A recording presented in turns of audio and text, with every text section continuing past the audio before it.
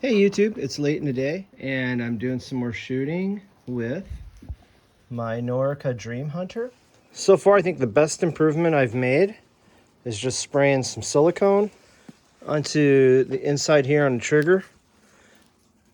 Just did a couple squirts in there and I could actually really feel the trigger smooth up a little bit. It like creaks like, and then it just hits a wall and you have to, I'm trying to slowly pull through it and then it'll go. It's not the best trigger, put it that way, but it did get better with the silicone. Let's go down here, and I'm shooting at 20 yards, and I wasn't, even with I put the scope on it, and I wasn't really happy with my groups. So there's a dime with those three, but I can't explain what happened there. I'm using Meister Cuglins, and these are 14 grain. And they seem to work really quite consistently. So I have been experimenting with holding the gun lightly, you know, artillery hold, really trying to squeeze the trigger. I've also like held the gun super tight and jerked the trigger. Not seeing, this was the best I had, but I don't know what happened there, whether that's flyers. I'm more inclined to think that's me. Let's go 35 yards and see how this turns out. You can have really good success just resting the forearm of the gun on the bag, which is typically your spring piston don't like to do that, but this one doesn't seem to mind it. Anyhow, that's I'm going to shoot this group. We'll see what it looks like.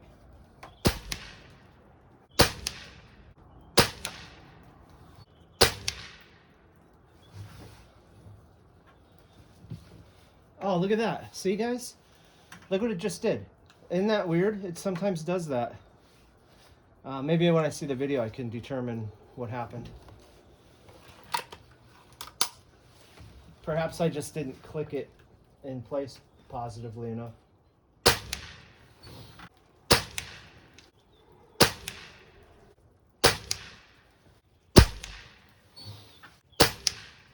Alrighty, let's go down here and see.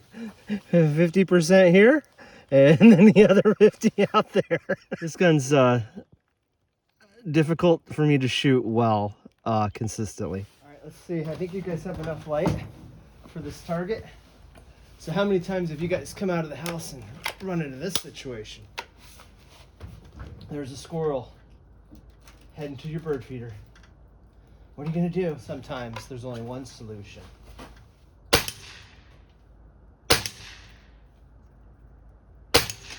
There we go. Oh, and this is a really neat feature. Check this out.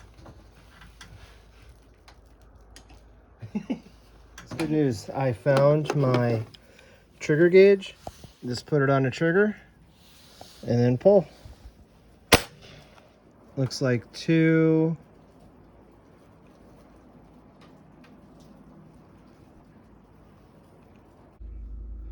So I've gotten a lot of questions about the stock. You can see it's not thick. Wonder how far I can, I mean, there's definitely, I mean, they're holding tight, but I don't know, there's a lot of flex. So, you know, initially I was thinking, oh, I get a branch stuck in there, it might snap off. Maybe it's really cold, it might. But it seems it's attached back here, so that's where it just kind of free floats. Plastic trigger guard. I'll show you some things I really like about it. These sights, while I don't like fiber optic sights, I like how the adjustability of these, and the fact, look at that, they are all metal. Even the sight blade is metal. The front one, the whole thing's, it's all metal. That's just really, really nice. Well, I don't care to have to use a screwdriver to make adjustments. Check this out. They have little teeth. So there's clicks. That's really, really nice. So you can do really fine adjustments with these sights.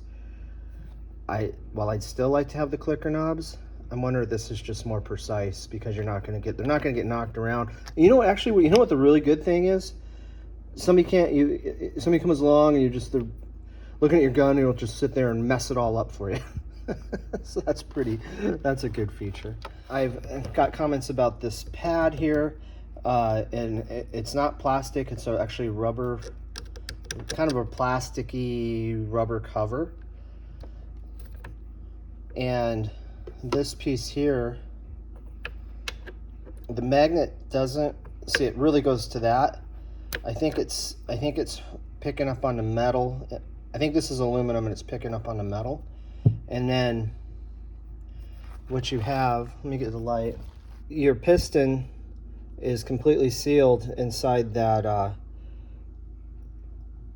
don't know what it's called, pressure tube? I don't know what that's called. So your spring piston is completely sealed inside that tube, and then the air just comes out of the hole. And then here, there is no O-ring. That's just the barrel. The two O-rings, which will be the wearable parts, are on either side. So those you'll end up having to eventually replace at some point. But it's a really slick system compared to a lot of under levers and side levers. You don't have that guillotine that's going to cut your finger, that potentially get your finger, because you're just totally protected. There's no way the piston's going to come and get you. So it's actually one of the reasons I bought it. And I don't know, I have found I haven't had any trouble with this little trapdoor. I think it's cool mechanically. I just like it. And you know, I've been shooting at 30 degrees and it's been just fine to open and close. So far the scope mount seems to be doing just fine up against the stop. The gun itself came with some information on the box.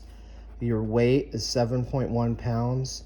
And then it had that 820 feet per second, which I didn't hit with 13 point something grain pellet today. So, but I think that's pretty standard. I don't know what pellets the manufacturers use to test with, but they must be crazy light. So this lever, there's no little mechanism, a latch or anything. You just pull it out.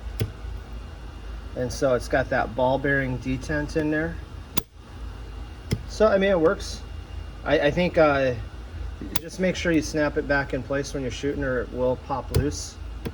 But it really hasn't been causing me any issues at all. The linkage looks robust enough, I suppose. It really goes for really far down the slot here. So you can kind of see how much of your forearm is all groove. And that's the nature of the underlever. I left these little covers off so I could tighten the screws more easily. I still got to Loctite them. I didn't do that, but the gun, I shot it quite a bit today and it didn't rattle loose, so they didn't tighten it very good at the factory.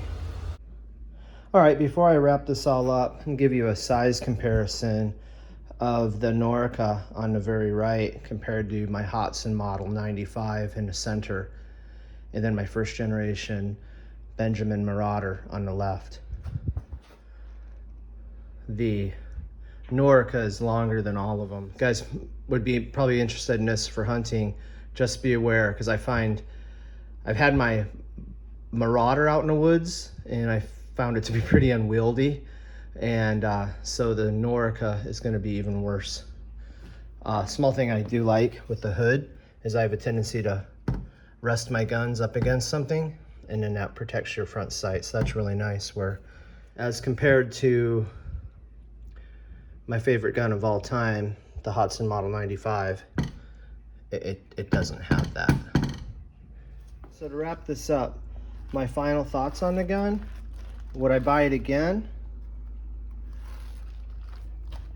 Yeah, I would buy it again if because this had the features I like with the spring piston in it, where most went to the gas, which I'm not a fan of the gas piston. I like the fact, you know, I wanted an underlever because I only had, I think I just had the one on the B3-2 as an underlever in my collection, and I like that this one's not so fancy and nice, like say a Moto my Dianas, that I don't mind taking this thing outside, getting it wet.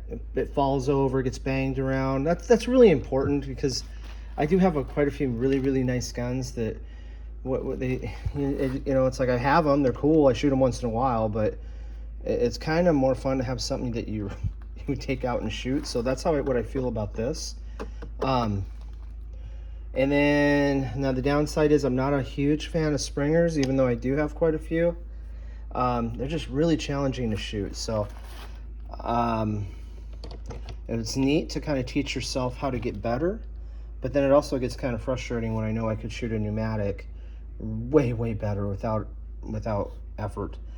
But this thing has some power, so that's really fun too. The power is pretty addictive, and it's so unique with that loading port and safe. So yeah, I think it's if you're considering one, I mean, it's too early to tell the long-term reliability. I've shot it a lot this weekend, but that doesn't really mean anything. I shared with you the problems I've had. I think the accuracy, I think the accuracy is definitely there, and I'm holding it back. I just need to learn to shoot it better. However, it would be really nice if it had an adjustable trigger. I'm not one that really knows that I would go in there and try to change something with the trigger, although, you know, people could. I do think that's kind of holding the gun back. Okay guys, that's all for now. Have any questions or comments, put them down below the video. That's all for now, and thanks for watching.